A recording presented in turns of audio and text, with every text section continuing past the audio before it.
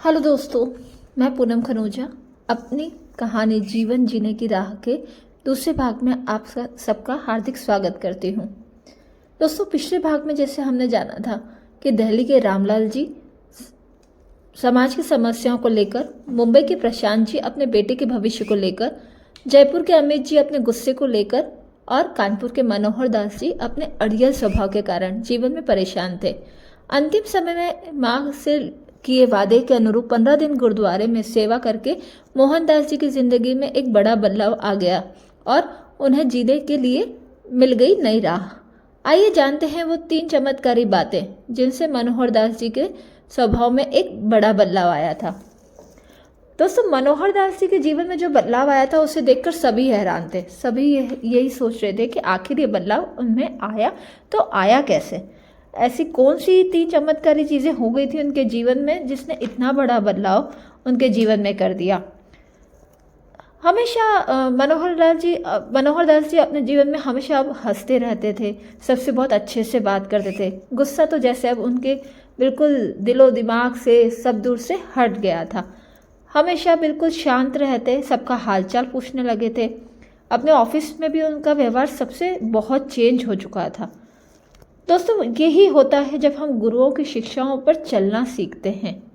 ऐसा ही कुछ हो रहा था मनोहर दास जी के साथ। उन्होंने गुरु नानक देव जी की शिक्षाओं को सिर्फ सुना ही नहीं था, अपने जीवन में उतारा भी था, जिससे उनकी जो पॉजिटिविटी थी वो बहुत ज़्यादा बढ़ गई थी और उनके आसपास के लोगों में भी वो चेंजेस दिखता जा रहा था। ये चेंजेस उनके ऑफिस के लोगों में भी आया था।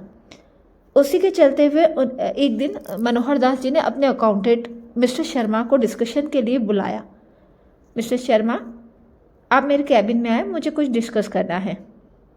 गुड मॉर्निंग सर, आपने बुलाया मुझे? आइए मिस्टर शर्मा, एक ज़रूरी बात करनी थी आपसे। मुझे एक नया अकाउंट मेंटेन करना है। हमारी कंपनी में हर साल जो प्रॉफिट होता है उसका 10% हमेशा उस अकाउंट में जाएगा। वो क्यों सर? क्यों, उससे कहीं और इन्वेस्ट करना है? हाँ, करना है। उसका 5% अब हम अपने वर्कर्स के बीच में बतौर एक्स्ट्रा बोनस बताएंगे, बाकी 5% चैरिटी वर्क में जाएगा। मनोहर दास जी की बात सुनकर शर्मा जी सोच में पड़ गए। अब तक तो उन्होंने मनोहर दास जी के मुंह से सिर्फ ऐसा ही बातें सुनी थी कि 2 के 4 किए जाए, 2 को 4 कैसे किए जाए और कहाँ कहाँ से टैक्स में हेरा फेरी करके पैसा बचाया जाए, कैसे वर्करों को घाटा दिखाए और उनकी सैलरी हाइक रोक के प्रॉफिट को बढ़ाया जाए। मगर आज तो यह उल्टी गंगा बह रही थी। अकाउंटेंट को यूं हैरान बैठा देखकर मनोहर दास जी बोले, मैं जानता हूँ मिस्टर शर्मा, आपको मेरा ये फैसला कुछ अजीब लग रहा होगा। क्या करूँ, मुझे ये समझ ही इतनी देर से मिली कि यही सक्सेस, यही पोजीशन, यह पैसा, जो कुछ भी मुझे मिला, जिस पर मैंने सिर्फ अपना ही हक समझा, वो दरअसल मेरी वजह से ही नहीं, वो तो सबकी मेहनत और ऊपर वाले की रहमत की वजह से है, उसी की कृपा से है। और उस कृपा को सिर्फ अपने तक रोक कर ही नहीं रखना चाहिए, सबके साथ बढ़ना चाहिए। गुरु नानक देव जी कहते थे, इंसान को बस 3 बातों का ध्यान रखना चाहिए, फिर तो उसकी हर बात का ध्यान खुद ऊपर वाला रखता है। सर, कौन सी थी वो 3 बातें? पहली, नाम जप, यानी उस ऊपर वाले के नाम जपने पे उसकी रहमतों के लिए उसे शुक्रिया अदा करें और वो जो दे उसमें खुश रहें। दूसरी है कीरत कर, यानी पूरी ईमानदारी, मेहनत और उत्साह से अपने काम करने है, अपनी जिम्मेदारियां निभानी है, उन्हें बोझ नहीं समझना है। और तीसरी है वंट चखो, यानी रब ने हमें जो कुछ भी दिया है उसे दूसरों के साथ साझा करो, ज़रूरतमंदों की मदद करो, मगर एहसान जताकर नहीं, सेवा भाव से। बस इसलिए मैंने भी एक छोटी सी कोशिश की है इन सब चीज़ों के साथ रहकर अपने जीवन को चेंज करने की। एक बात पूछूं सर, बुरा नहीं माने तो? नहीं, आजकल मुझे किसी बात का बुरा नहीं लगता।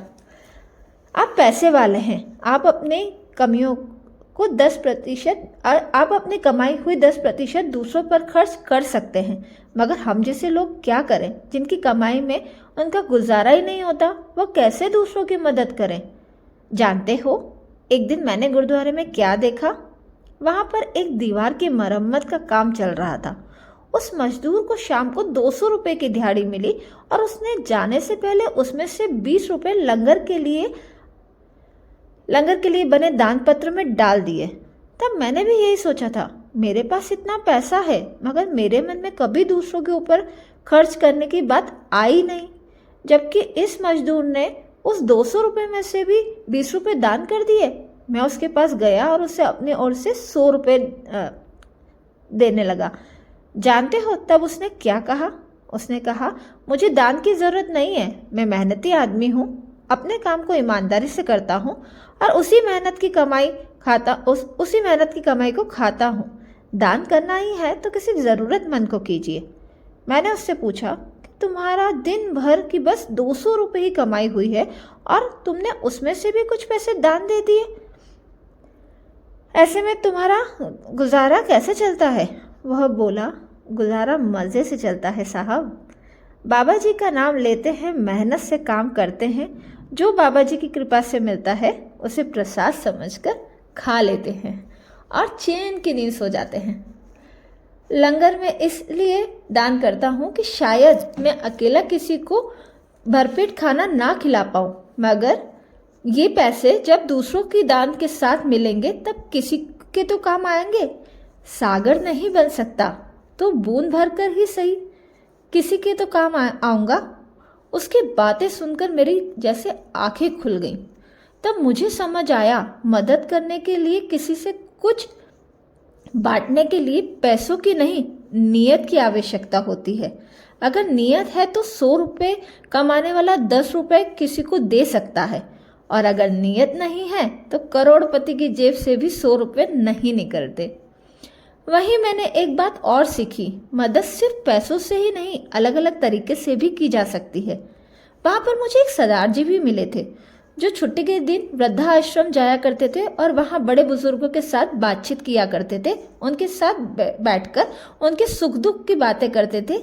एक टीचर थी जो गरीब बच्चों को पढ़ाया करती थी। एक लेडी अपने पड़ोस में रहने वाली एक अकेली बुजुर्ग औरत के घर दिन में थोड़ी देर के लिए चली जाया करती और उनके छोटे मोटे काम निपटा दिया करती थी। ये सब भी तो सेवा का ही रूप है। किसी के लिए सेल्फलेस होकर कुछ कर देना, वही सेवा है, वही शेयरिंग है।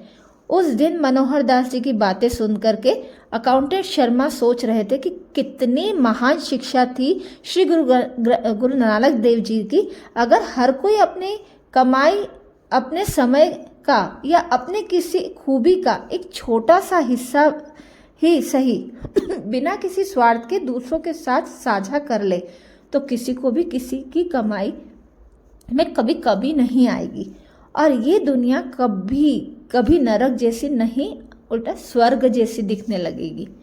इसके बाद मिस्टर शर्मा ने एक डिसीजन लिया। वह एक्स्ट्रा बोनस जो इस साल उन्हें कंपनी से मिलेगा, उस पैसों को वो अलग रखेंगे और उससे किसी जरूरतमंद की मदद करेंगे। यह सोचकर ही उन्हें बड़ी अच्छी फीलिंग आ रही थी। हमेशा कमी का रोना रोने वाले मिस्टर शर्मा को पहली बार ऐसा लग रहा था कि जैसे आज वो अमीर हो गए, क्योंकि उन्होंने किसी को दान करने के बारे में सोचा था। दोस्तों, अगले एपिसोड में हम जानेंगे कि गुरु नानक जी की सेवा को क्यों इतना महत्व दिया गया है, क्यों हर इंसान के लिए ज़रूरी बताया गया है क्या होती है सच्ची सेवा, और कैसे हम अपने रोज़मर्रा के कामों को भी सेवा बना सकते हैं। तो दोस्तों, जानने के लिए सुनेगा मेरा अगला एपिसोड। Thank you.